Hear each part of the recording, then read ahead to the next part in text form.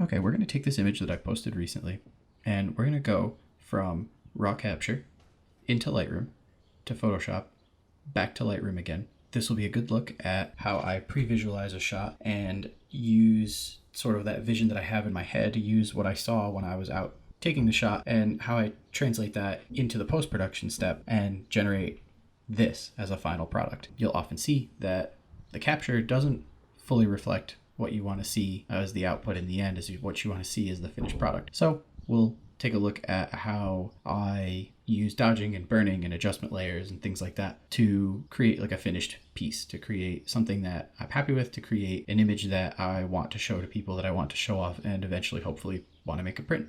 Okay, so I start out in Lightroom, as I always do. You'll see here, this is a pretty flat capture. That's good as far as a raw capture is concerned. And messing with some of the color balance, the luminosity, the saturation, and doing some of my kind of global higher level dodging and burning. You'll see that I'm working with what's already there.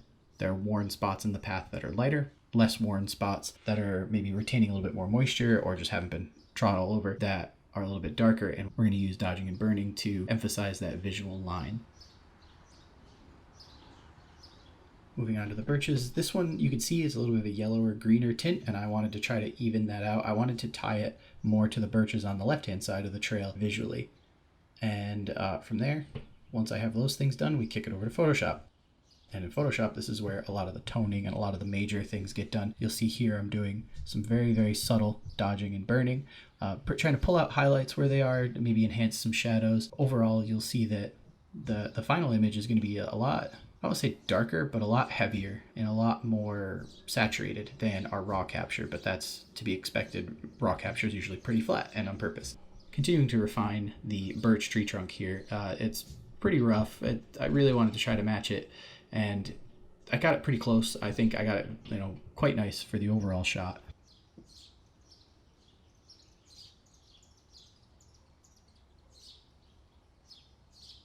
So moving on from the birch toning, you'll see here I'm just removing a little bit of debris from the foreground. Given that this is meant to be a more, let's call it a creative piece, because it's supposed to be more of an expressive piece, you can take those liberties. You don't have to worry about like, oh, well, that really wasn't there, or that was there, or whatever. Like, if it distracts you, if it catches your eye and you want it gone, take it out. So that's what I'm doing here. Okay, and you also see a piece of litter on the ground, and I wanted to take care of that and get that out of there.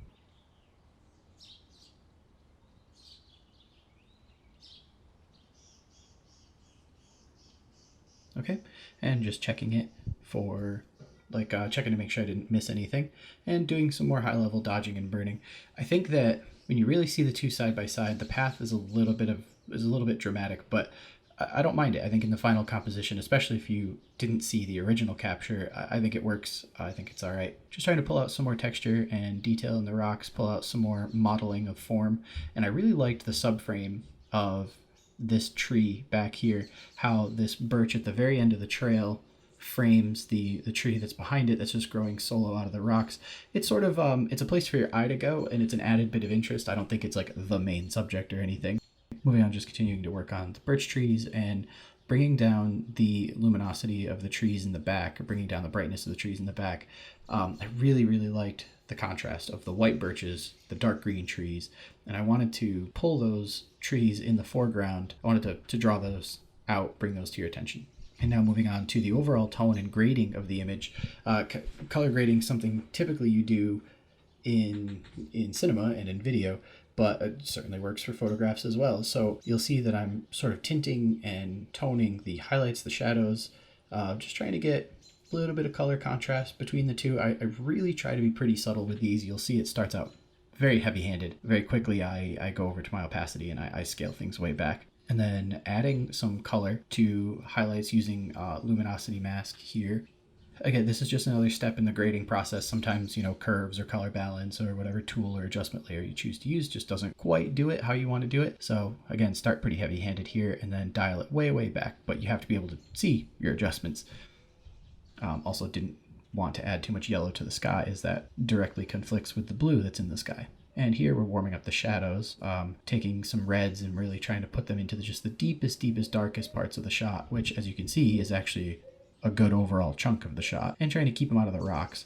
And we're going to just cool off the midtones just a hair here. By cooling off the midtones, it kind of helps separate the warm red and the sort of bright yellow that we used for the shadows and the highlights, and it gives you just that little bit more interest, a little bit more color contrast. It's almost imperceptible, but it sort of works out overall. And then here we're tweaking the cropping. I wanted that little branch on the far left gone, and I really just wanted to focus on the 3 main birch trees, and then using some gradient filters and a little bit of a vignette to just really pull that eye into the center of the shot. And then here you go. Here you have the before, then you have the after, and in the middle you have the process.